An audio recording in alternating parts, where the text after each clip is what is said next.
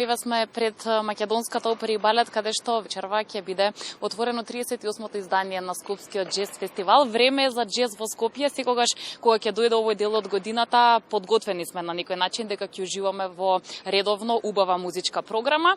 И овој пат организаторите, како и досега, потенцираа дека програмата на фестивалот нема за цел да ги следи вкусовите или очекувањата на публиката, туку да едуцира пред се и да го задржи она што се нарекува реноме фестивалот и како дека го има во меѓународни рамки.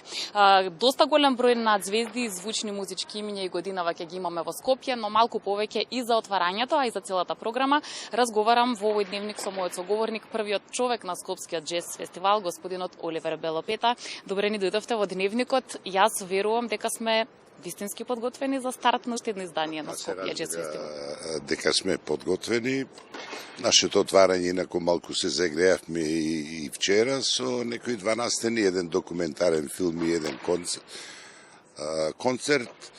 Програмата вие ги кажавте главните особености на програмата и програмскиот концепт, значи Скопскиот джез фестивал не донесува лесни ноти во джезот.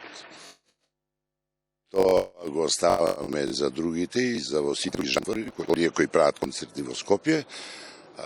И баш токму програмскиот концепт кој е свртен кон креативниот, па во добар дел и авангардниот джез, е нешто што со години го исфрли нашиот джез фестивал во преден план во светот, без разлика тој во една силна конкуренција светска на огромен број фестивали е многу ниско буџетен, има многу големи и по број на денови и по број на учесници на фестивали, меѓутоа самата програма и содржината на програмата ја донесе таа светска репутација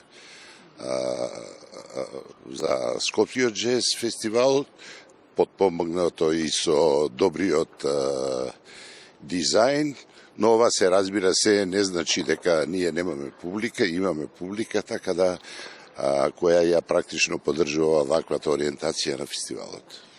Немаме време, се разбира, да ги спомнеме буквално сите имиња кои што ќе бидат овде, меѓутоа да кажеме барем неколку зборови за отварањето, бидејќи имаме звучно име на самиот старт. Во најавите вие го презентиравте Еви Кајнас како еден од омилените гитаристи на Девид Боуи.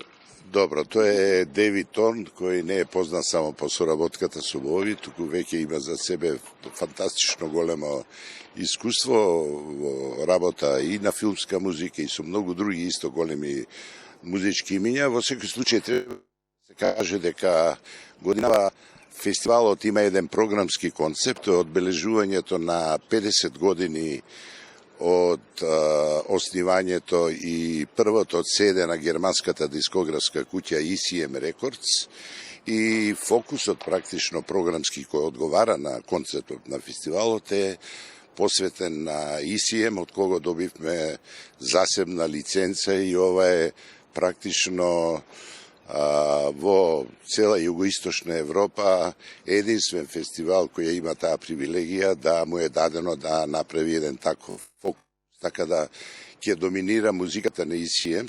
Музички коинцидира практично со целата програма, па и со ECM. Да. Јас се надевам дека како и досега скопјани ќе дојдат и ќе уживаат во убава музика. Вам ви благодарам. Знаете, задоволство ни е секогаш да го следиме Скопскиот джез фестивал. Благодарам и на вас. Ви благодарам многу уште еднаш. Еве ова на некој начин е покана до сите наши гледачи, почнувајќи од вечерва па се до 20, да дојдат и да бидат дел од 38-то издание на Скопскиот джез фестивал. Концертите се одвиваат на сцената на Македонската опера и балет, а се разбира дека на официјалниот вебсајт е достапна целосната програма, па таму можете да изберете што е можеби она што најмногу ви се допаѓа.